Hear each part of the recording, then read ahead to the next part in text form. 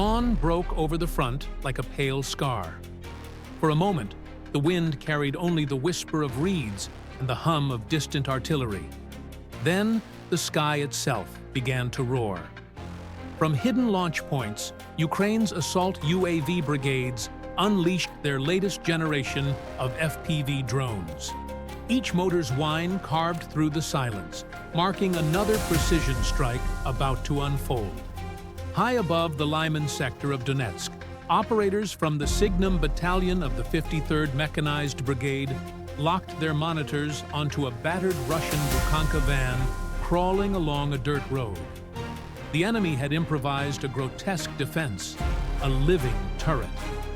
A single soldier standing in the open cargo bay tried to ward off incoming drones with bursts from his rifle.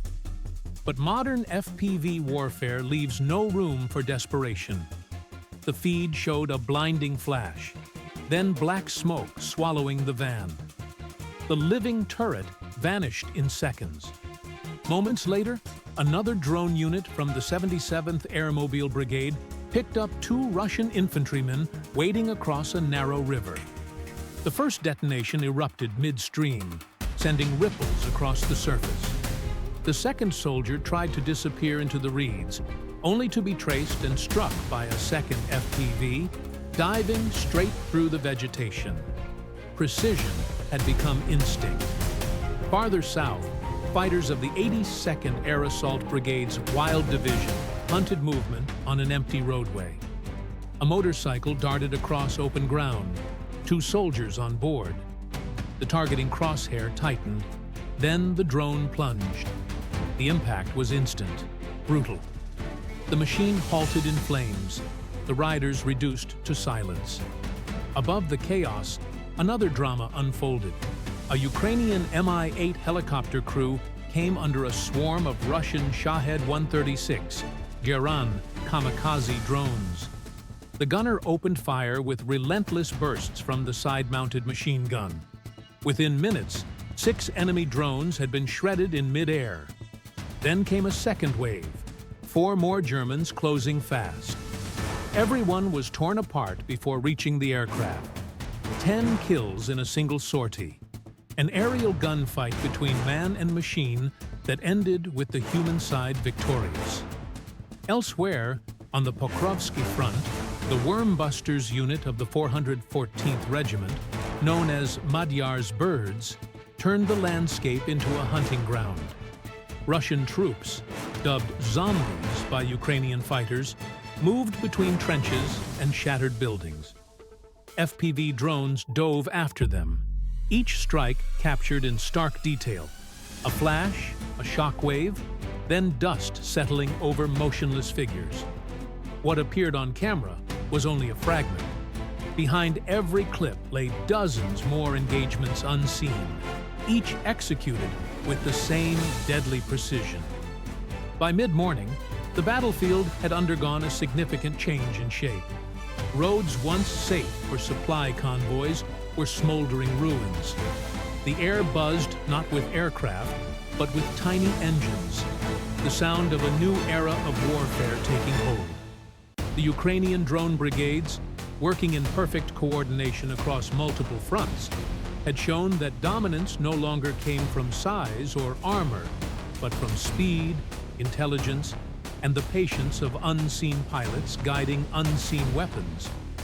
Across the mist-covered plains of Kursk, inside Russian territory itself, the silence of early morning shattered again. What had once been a rear supply route now pulsed with panic. Convoys of Russian motorcycles, ATVs, and pickup trucks were speeding down a dirt track, unaware that Ukrainian reconnaissance drones were already watching from above. The first strike came without warning. A blur of static on the operator's feed, then a white flash. The lead ATV vanished in a spray of dust and twisted metal. The riders who survived only made it a few meters before a second FPV drone screamed in low and detonated. Each target was tracked, locked, and erased with surgical precision. On the screen, the shapes of engines and men blurred together as the battlefield became a storm of smoke and fire. Further down the road, a pickup packed with 4 soldiers tried to reverse course. It never got the chance. A 4th drone descended fast from the opposite direction, the camera shaking as the operator corrected its path. A heartbeat later, the pickup burst into a rolling ball of flame, throwing debris across the field. In less than 2 minutes, the entire convoy had been reduced to a burning wreck. For Ukraine's Lazar unit, the war demanded not only speed, but creativity. Their target that day was a Buk surface-to-air missile system worth nearly $10 million. The unit's commander later explained, the drone they used was returning from a separate mission, its warhead already spent. But when operators spotted the Buk on the move, they saw an opportunity too good to ignore. The drone approached, settled onto the launcher's frame, and stayed there, silent, unseen. Hours later, when the vehicle reached its base, the hidden drone detonated. Russian troops scattered in chaos. A single self-sacrificing UAV had destroyed one of Russia's most prized air defense weapons. The victory was more than material. It was psychological. Across Telegram channels, panic rippled through Russian units. They spoke of drones that could wait for hours, of machines that would not stop hunting even when unarmed. Each destroyed vehicle, each smoking crater, carried the same message: nowhere is safe. Further east, the Signum Battalion introduced a new weapon, the fiber-optic FPV. Unlike standard radio-linked drones, this one flew tethered to a spool of thin optical cable, impervious to Russian electronic warfare. Even in areas blanketed by jamming signals, these drones slipped through unseen corridors and hit their marks with mathematical precision. Truck convoys, armored transports, even dugouts in the woods, all became points of light on the operators' screens. Each explosion came with the same rhythm: the hiss of motors, a sharp tilt of the camera, and then the white flash as another target was erased. What had started as isolated attacks was becoming an organized system, a network of eyes and blades stretching from Donetsk to Kursk. The Russians could feel it too. The routes that once carried ammunition and fuel now carried fear. Every road, every clearing, every open stretch of land might hide an invisible hunter waiting to strike. By the end of that day, operators logged dozens of successful eliminations. The cost? A few kilograms of composite, a camera, a battery, and the steady hands of a soldier 100 kilometers away. The battlefield had turned into a kill zone, and the new rule was simple: the first to be seen was already dead. By late autumn, the thunder of FPV engines had become as constant as artillery. Across the Kupiansk axis, Russia's grand offensive, once imagined as a swift breakthrough, was dissolving into catastrophe. The open fields and forest belts east of Kharkiv Oblast had turned into a graveyard for armored columns. From the sky, Ukrainian reconnaissance drones painted a grim picture. Rows of destroyed vehicles littered the approach to Sinkivka, their burnt shells aligned like the ribs of a colossal carcass. The terrain itself had become an archive of failure. Russia's tank brigades had charged forward again and again, only to be met by FPV strikes, precision artillery, and counterattacks that crushed every attempt to advance. Further south, near Pishani, another nightmare unfolded. Hoping to divide Ukrainian defenses, Russian units forced their way into a narrow corridor, a funnel barely wide enough for their vehicles to pass. What they didn't know was that Ukraine had turned it into a killing zone. Artillery fire thundered from 3 directions. FPV drones screamed in low from the tree lines. Every explosion trapped the next wave behind walls of flame and wreckage. The narrow passage became a conveyor belt of death, feeding soldiers into a storm from which none returned. For weeks, Moscow poured more manpower into the corridor, convinced a breakthrough was still possible. But every attempt widened only the number of graves. Logistics collapsed. Resupply convoys burned before reaching the front. And the wounded lay stranded in no man's land, their radios filled with static. North of Kupiansk, near Dvorichna, Russian forces finally seized a bridgehead after months of attrition. Yet their victory turned hollow within days. The Oskil River stood in their way, impassable for heavy armor, while Ukrainian artillery from the opposite bank kept the crossing under constant fire. Tanks could not move forward. Infantry could not retreat. The bridgehead became a trap, an open grave encircled by drones and shells. Two combined arms armies and nearly 13,000 Russian soldiers had been swallowed by the Kupiansk front in less than 2 years. Still, the orders from above never changed. Attack again, attack harder. The results did not change either. Charred columns, abandoned trenches, silence. Behind these failures loomed a shadow of suspicion. The name whispered through Russian ranks was Lieutenant General Serhiy Storozhenko, the commander of the 6th Army and once, years ago, a Ukrainian officer himself. He had defected during the fall of Crimea in 2014, urging his men to surrender. Moscow had rewarded him with promotion after promotion. But now, as the losses mounted and morale collapsed, soldiers began to question whether their commander was simply incompetent, or something far worse. Could he still be working for them? One intercepted radio transmission asked. He's killing us faster than the enemy. Storozhenko's history offered no reassurance. Defeat at Izium, stalemate in Kursk, disaster at Kupiansk. Yet instead of punishment, he was celebrated in Moscow's reports as a hero of the offensive. To Ukrainian analysts, it hardly mattered whether he was a spy or a fool. The outcome was the same. Under his command, Russia's 6th Army bled itself dry, throwing brigade after brigade into annihilation.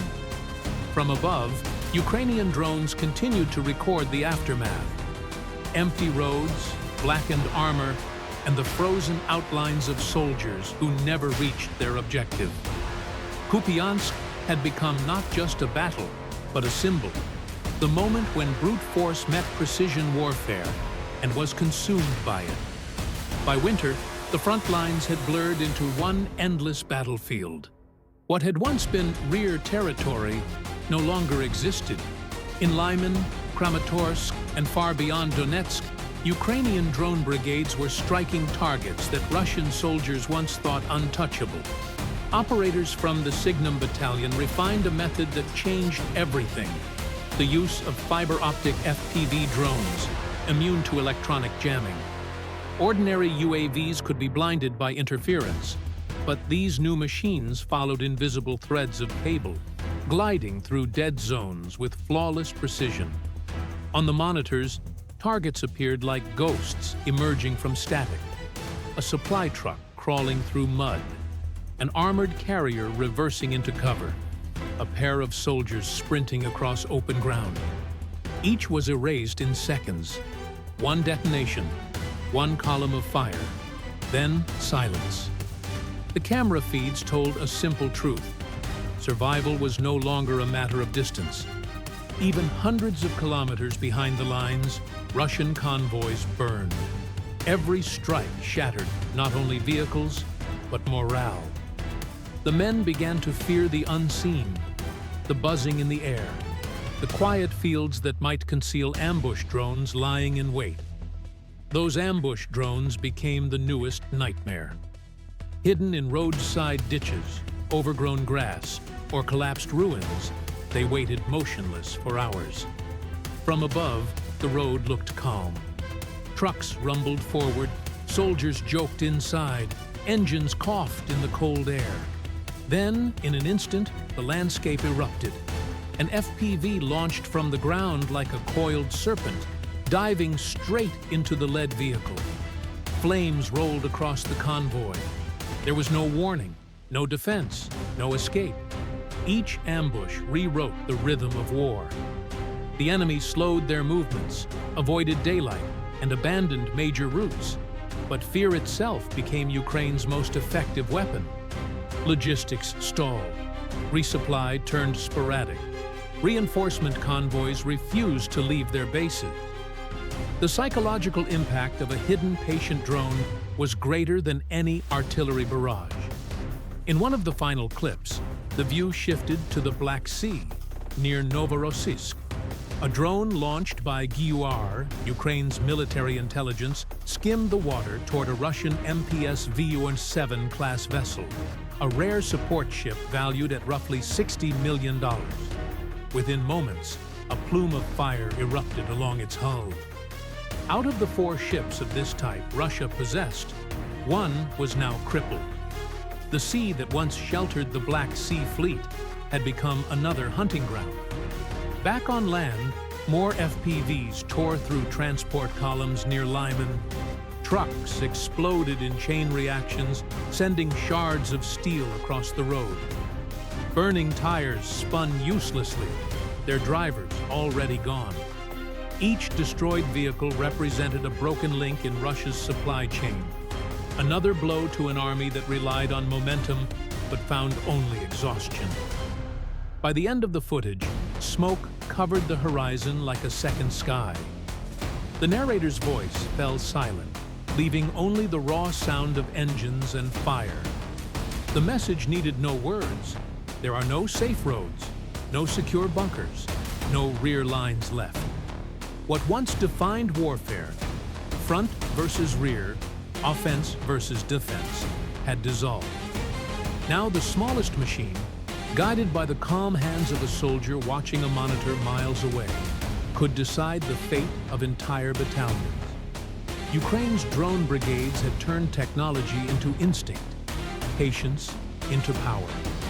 Every explosion marked not only the destruction of metal, but the collapse of an old idea that mass and armor could withstand precision and intelligence.